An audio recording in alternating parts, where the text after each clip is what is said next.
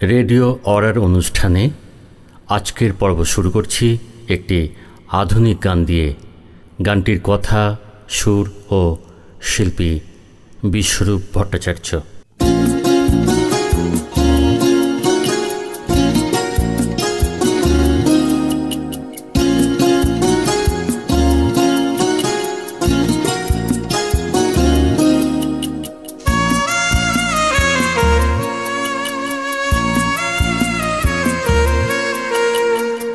সবাই সুখী হলে দুঃখটা পাবে ব্যথা, সবাই আলো পেলে আধার যাবে কোথায়। সবাই সুখী হলে দুঃখটা পাবে ব্যথা, সবাই আলো পেলে আধার যাবে কোথায়। সবাই সুখী হলে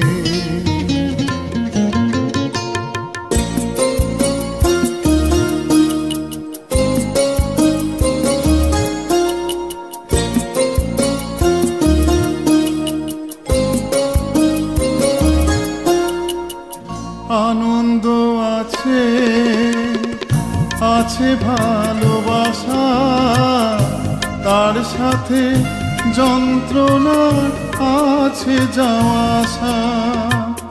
আনন্দ আছে, আছে ভালোবাসা, তার সাথে যন্ত্রণা আছে যাওয়া আসা। ভালোবাসা নয় শুধু কথার কথা, ভালোবাসা নয় শুধু কথার কথা। সবাই সুখী হলে দুঃখটা পাবে ব্যথা,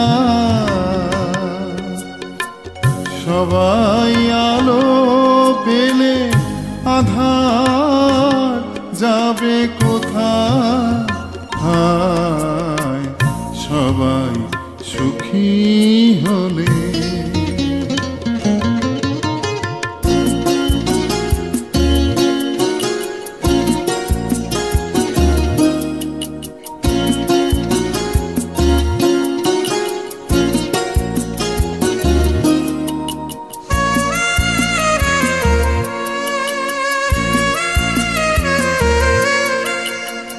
যেখানেই যাই আমি যত খুশি চাই, পাবো সেইটুকুই যা পাওয়ার কথা।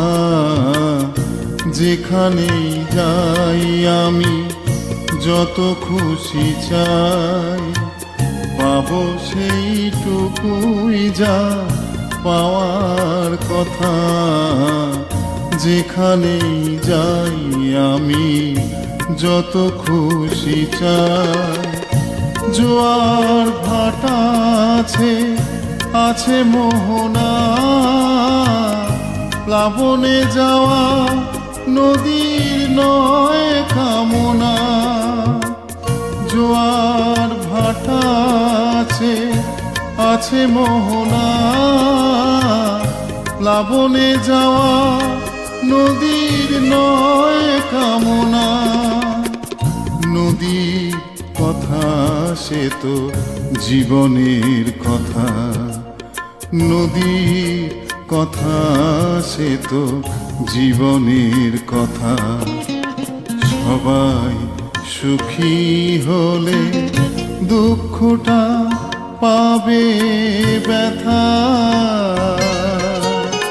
সবাই আলো পেলে আধার যাবে কোথায়। সবাই সুখী হলে। আজকের নাটক স্বপ্ন উড়ান। কাহিনী দেবারতী মুখোপাধ্যায়, নাট্যরূপ ও নির্দেশনা মানস কুমার লাই। অভিনয় ভাস্কর ভট্টাচার্য, মানস কুমার লাই, সাগরিকা ভট্টাচার্য, নবনীতা ব্যানার্জি, পাপড়ি মুখার্জি।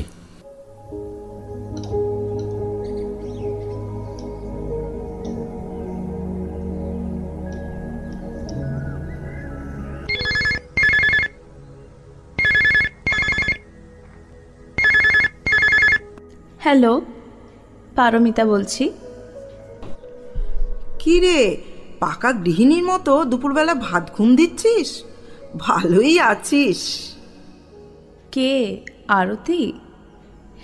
কি আর করব বল, বাড়ির সবাই নিজের নিজের কাজে বাইরে। শাশুড়ি মাও খাবার খেয়ে রেস্ট নিচ্ছেন। আমি একটা গল্পের বই পড়ছিলাম, পড়তে পড়তে চোখটা লেগে গিয়েছিল। তা হঠাৎ এই দুপুরবেলায় ফোন? আরে সেটা বলবো বলেই তো তোকে ফোন করেছি। তোর জন্য একটা দারুণ অফার আছে। অফার? আমার জন্য? দেখ, যদি কোনো শপিং টপিংয়ের ব্যাপার থাকে তাহলে তো আগেই বলে দিচ্ছি, ওসবে আমার কোনো ইন্টারেস্ট নেই। তাছাড়া জানিসই তো আমার কর্তাকে অ্যালাউ করবে না রে। আরে রেখে দে তোর শপিং। শোন, আমাদের কোম্পানি মানে ওলা কোম্পানি 4 চাকার পাশাপাশি কলকাতার বুকে এবার বাইকও লঞ্চ করছে। আর তোর তো সেই ছোট্টবেলা থেকে স্বপ্ন বাইক চালাবার।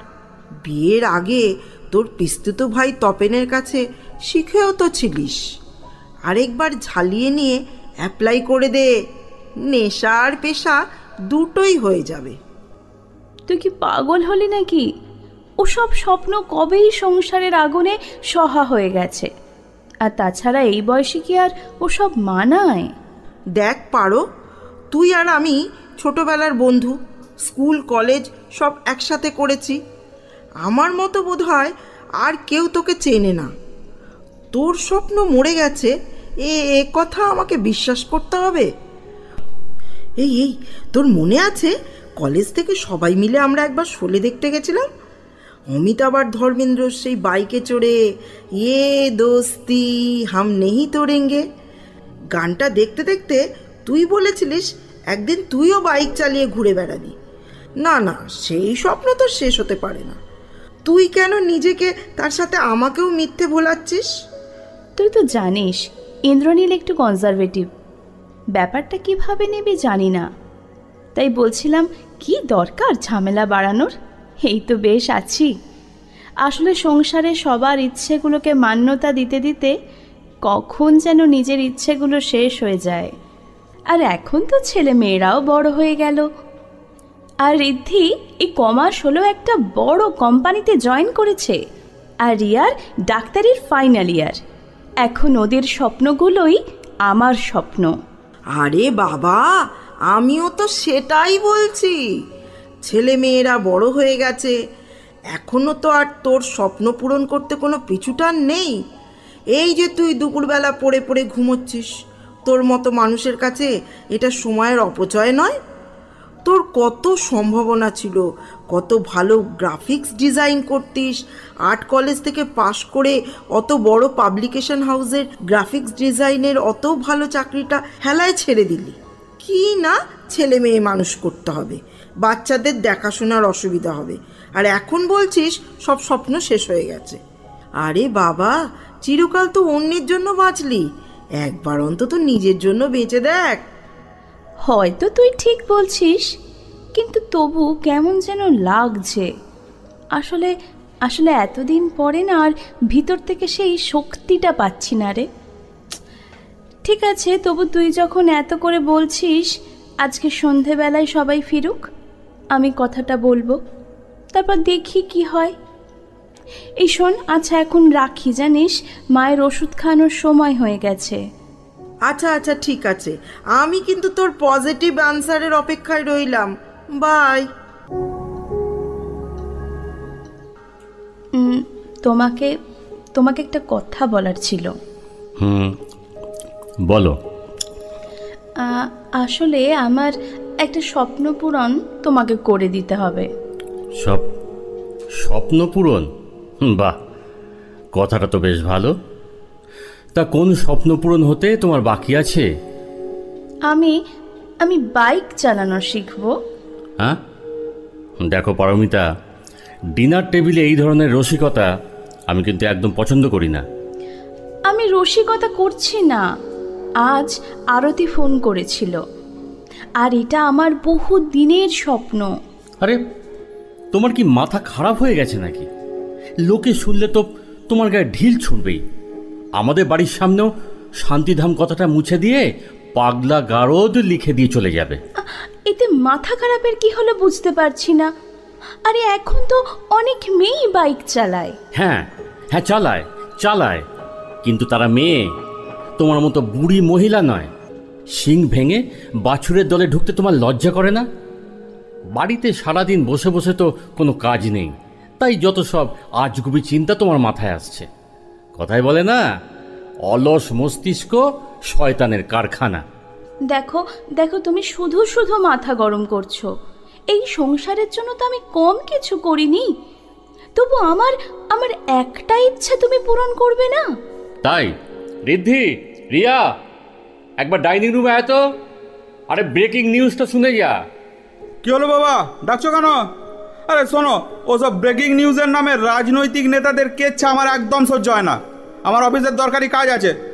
তাড়াতাড়ি বলো বাবা, আমাকে কাল সকাল সকাল হসপিটাল যেতে হবে, অপারেশন আছে। আরে শোন না, এটা কোনো টিভির ব্রেকিং নিউজ নয়, এ হলো তোদের মাতৃদেবীর ইচ্ছা পূরণের ব্রেকিং নিউজ। মানে? তোদের মার শখ হয়েছে, বাইক চালানো শিখবে। কি? মা বাইক চালাবে? প্লিজ মা, আমার একটা পেস্ট্রি আছে পাড়ায়, বলে দিচ্ছি। এভাবে আমাকে সবার কাছে হাসির খোরাক করো না। দাঁড়াও দাঁড়াও, তোমরা এভাবে রিয়্যাক্ট করো না। মা, তুমি একদম ভয় পাবে না, আমি তোমার পাশে আছি। এটা হলো মিড লাইফ অবসেসিভ ডিসঅর্ডার। মানুষের মাঝ বয়সে এসে এরকম উদ্ভট খেয়াল চাপে মাথায়। তুমি কোনো চিন্তা করো না, আমি একটা ওষুধ দেব, রাতে শোয়ার আগে কদিন খাও, ঘুমটা ভালো হবে, দেখবে শরীরটাও ঝরঝরে লাগছে। আর আমি কালই প্রফেসর সামন্তর সাথে এই নিয়ে একবার কথা বলবো। হ্যাঁ হ্যাঁ হ্যাঁ, সেই ভালো। তুই বরং তোর মায়ের চিকিৎসার ভারটা নে। মাঝ বয়স? মাঝ বয়স বলছিস কেন রিয়া? তুই বিশ্বাস কর, এটা আমার ছোটবেলা থেকেই শখ। এতদিন সংসারের চাপে হয়ে ওঠেনি, কিন্তু এখন যখন একটা সুযোগ পেয়েছি। তোদের তো কত আজগুবি খেয়ালে আমি সব সময় সঙ্গত দিয়েছি, আর তোরা আমার সামান্য একটা ব্যাপারে এরকম। ওফ মা, শোনো, তুমি আমাদের মা, ওকে? আটপৌরে বাঙালি মা। আর মাকে আমরা শাড়ি পরে ভালো ভালো রান্না করে খাওয়ানো, ঘরদোর গোছানো, এসবের মধ্যেই দেখতে চাই। স্কুটি চালাবে বললেও তবু মানা যায়, বাইক চালাবে তাও আবার এই বয়সে?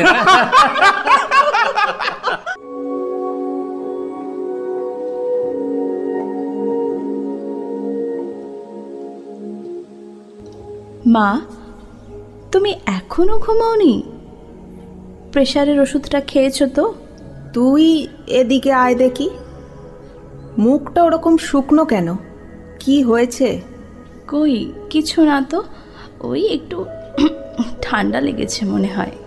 আমি সব শুনেছি, তোরা এতক্ষণ কি কথা বলছিলি। শোন, মন খারাপ করিস না, ব্যাটা ছেলেগুলো ওই রকমই। সব সময় মেয়েদের ইচ্ছে অনিচ্ছেগুলোকে দাবিয়ে রাখতেই ভালোবাসে। ওদেরকে অত গুরুত্ব দিসনি তো। সব সময় স্বামীজির কথা মনে করবি। তিনি বলেছেন, শরীরের অর্ধেকটা অংশ যতদিন পাকে ডুবে থাকবে, পুরো সমাজটাও এরকম পচা গলায় থাকবে। পুরুষরা তো তাদের একচ্ছত্র অধিকারে ভাগ বসাতে গেলে রাগ করবেই, কিন্তু তাই বলে কি আমরাও হাত পা গুটিয়ে বসে থাকবো নাকি? আমাদের অধিকার কেড়ে নিতে হবে। কিন্তু ওরাই যে আমার সংসার মা। তুই চিরকালের বোকা। এই সংসার সংসার করে ভালো চাকরিটা দুম করে ছেড়ে দিয়ে ছেলে মেয়ের পেছনে পড়লি।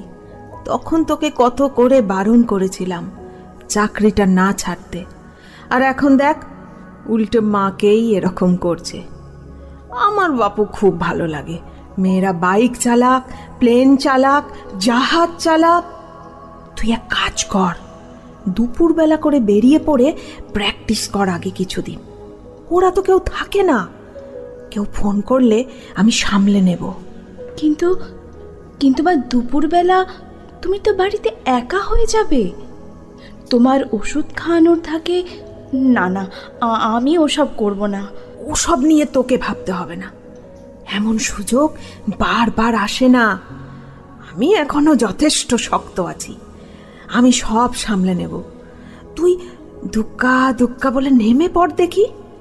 আচ্ছা আচ্ছা, আমি তাহলে কালকে আরতিকে ফোন করে দিচ্ছি। সেই ভালো, সেই ভালো, শুভ কাজে দেরি করতে নেই। কে তাহলে অসাধ্য সাধন হলো তো? সবই তো তোর আর মায়ের জন্য, না হলে আমি কি আর এই বয়সে। তুই থাম তো, যত সব ন্যাকা ন্যাকা কথাবার্তা।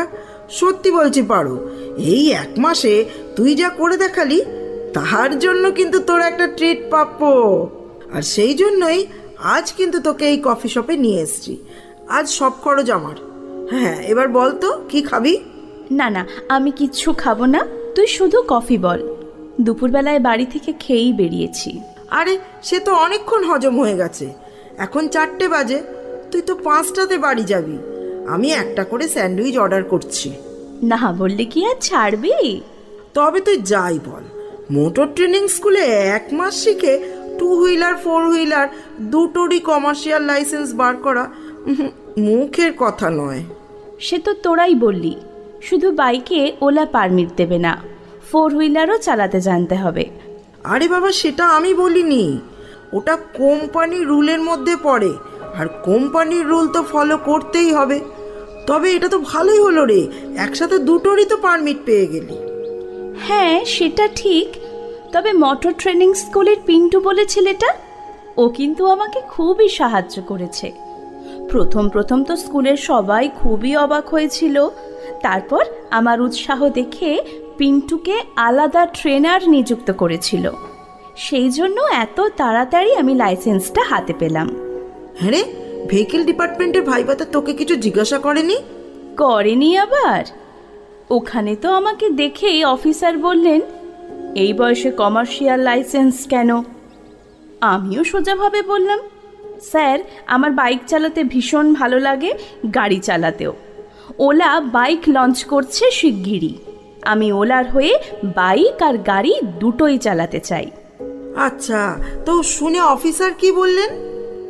অফিসার তো অবাক হয়ে জিজ্ঞাসা করলেন, ওলা, এই বয়সের একজন মহিলা হয়ে আপনি ভাড়া গাড়ি চালাবেন, সঙ্গে বাইক, হয় নাকি? আমি তখন মায়ের শেখানো মতো বলে দিলাম, হওয়ালেই হয় স্যার। বাহ বাহ বাহ, দারুণ বলেছিস তো। তবে যাই বল, মাসিমা মানে তোর শাশুড়ি কিন্তু তোকে যেভাবে সাপোর্ট করেছেন, হ্যাটস অফ। সত্যি রে, মা না থাকলে আমি এতটা এগোতে পারতাম না। তুই জানিস, বাইক গাড়ি কেনার টাকা পর্যন্ত মা দিয়েছেন। আমার কাছে কিছু জমানো ছিল, আর বাকিটা মা দিয়েছেন। আমার মাঝে মাঝে সত্যি অবাক লাগে, মা পুরনো দিনের মানুষ হয়েও কত আধুনিক মনস্কা। আর আর ওরই ছেলে ইন্দ্রনীল এই রকম। তুই ঠিক বলেছিস। তা হ্যাঁ রে, বাইক আর গাড়িটা রেখেছিস কোথায়? বাড়িতে নিশ্চয়ই জায়গা হয়নি। পাগল, বাড়িতে রাখা যায়? ট্রেনিং স্কুলেই বলে কয়ে ওদের গ্যারেজে রাখার ব্যবস্থা করেছি। তাহলে কাল থেকে তোর নতুন জীবন শুরু। কখন কিভাবে ম্যানেজ করবি কিছু ভেবে রেখেছিস?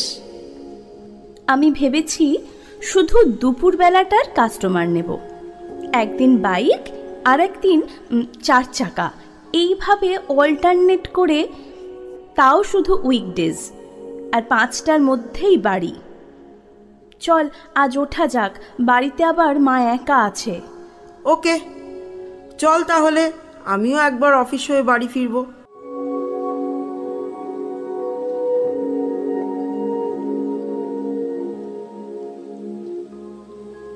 কি রে, তুই আজ বেরোবি না? দাঁড়াও, এই তো সবে দুপুর 12টা, এখনো তো কোনো কল আসেনি। তোমার খাবারটা বরং আমি বেড়ে দিই। আজ তো বাইক নিয়ে বেরোবো না, আজ গাড়ির ডেট। হ্যাঁ রে পড়ি, তুই যখন বাইক চালাস লোকে কিছু বলে না? বলে না আবার?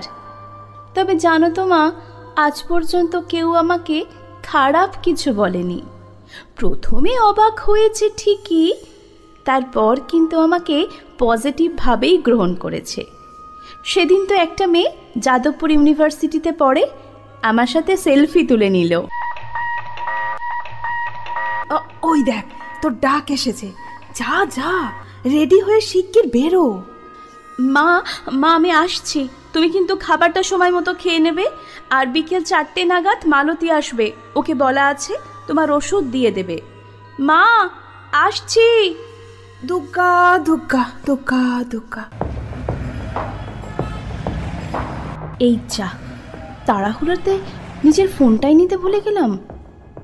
ওলার দেওয়া ফোনটাতে তো বুকিং কলগুলো আসবে, কিন্তু বাড়িতে কিছু দরকার হলে যোগাযোগ করবে কি করে?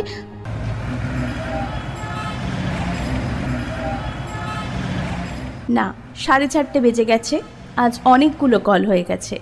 এবার বাড়ি ফিরি, আর একটাও কল নেব না। ও, আবার একটা বুকিং আসছে বরানগর চত্বর থেকে।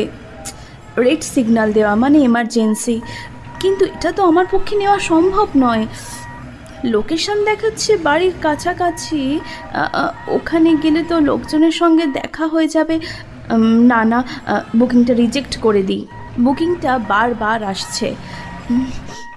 আজ আবার আমাদের ওখানে ট্যাক্সি ধর্মঘট আছে, তাই মনে হয় কাস্টমার বারবার কল বুক করছে। কিন্তু আমিও কি করব, আমার হাত পা বাঁধা।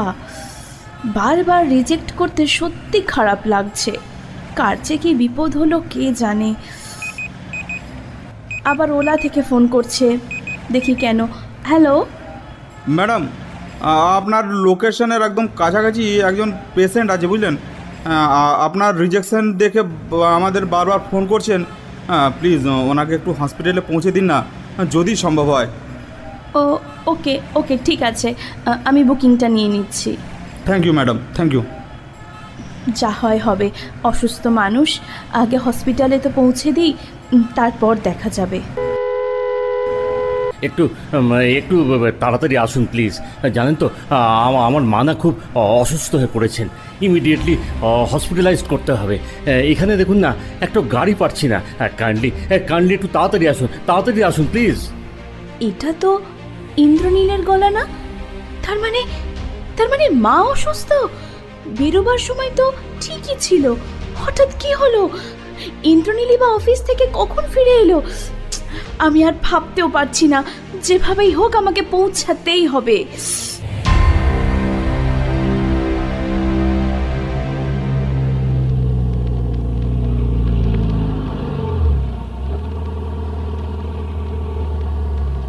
বাবা, ওই তো গাড়ি এসে গেছে। বাবা তাড়াতাড়ি এসো। হ্যাঁ, তুই জিনিসগুলো তাড়াতাড়ি নিয়ে আয়, আমি মাকে নিয়ে যাচ্ছি। এ কি, তুমি? সব কথা পরে হবে, আগে মাকে পেছনের সিটে শুইয়ে দাও। ঋদ্ধি মায়ের কাছে বসুক, তুমি সামনের সিটে বসো। মা, তুমি? মাই গড, আমার কোনো বন্ধু এতদিনে ওলাতে তোমায় যদি... ঋদ্ধি তুমি চুপ করো তুমি। তোমার কোনো বন্ধু কিন্তু আমাদের এই বিপদে এগিয়ে আসেনি। তুমি ফোন তো অনেককেই করলে। এখন আমাদের ফার্স্ট প্রায়োরিটি হলো মাকে হসপিটালে নিয়ে যাওয়া। পারমিতা, নাও তুমি গাড়ি চালাও।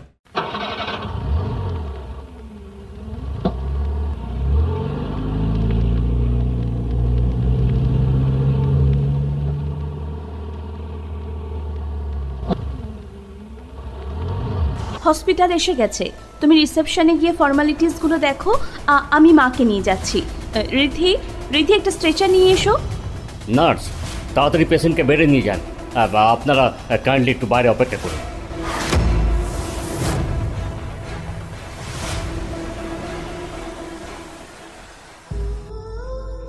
হ্যাঁ, আপনারা ঠিক সময় পেশেন্টকে নিয়ে এসেছেন। আর একটু দেরি হলেই হয়তো বাঁচানো মুশকিল হতো। না না না, এখন উনি আউট অফ ডেঞ্জার, তবে কিছুদিন আমরা অবজারভেশনে রাখবো। ইন্দ্রনীল, ঋদ্ধি, তোমরা এখন বাড়ি যাও, আমি মায়ের কাছে থাকবো। কিন্তু তুমি একা কিভাবে থাকবে? আমি বরং একটা আয়ার ব্যবস্থা করে দিচ্ছি। না না, তার দরকার নেই। যতদিন না মা সুস্থ হচ্ছে আমি আমি এখানেই থাকবো। আমি মাকে নিয়েই বাড়ি ফিরবো। তোমরা বরং দুবেলা এসে দেখে যাবে। ঠিক আছে ঠিক আছে, উনি যখন থাকতে চাইছেন তখন থাকুন না। আপনারও তো পেশেন্টের জন্য আলাদা কেবিনই নিয়েছেন, উনি কেবিনেই না হয় থাকবেন। ম্যাডাম, কিছু প্রয়োজন হলেই আপনি নার্সদের কিন্তু বলবেন। ঠিক আছে, অবশ্যই। আপনাকে অশেষ ধন্যবাদ ডক্টর। আমরা তাহলে আসি, তুমি কিন্তু সাবধানে থাকবে। আমি কাল সকালে আবার আসবো।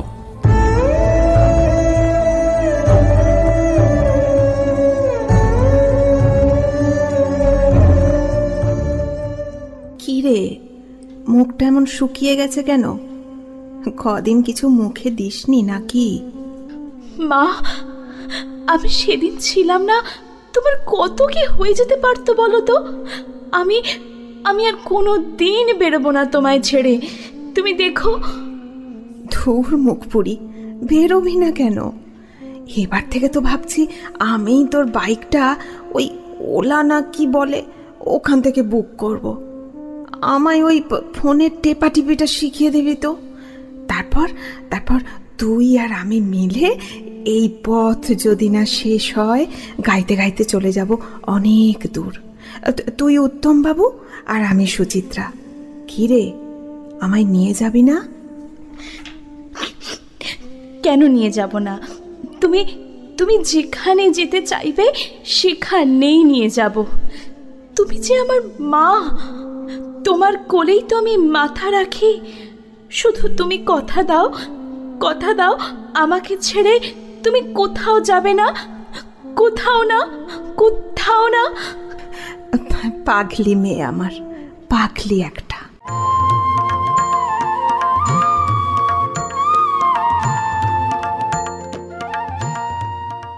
শুনতে থাকুন রেডিও অরার অনুষ্ঠান প্রতি শনিবার বিকেল ঠিক 5টায়।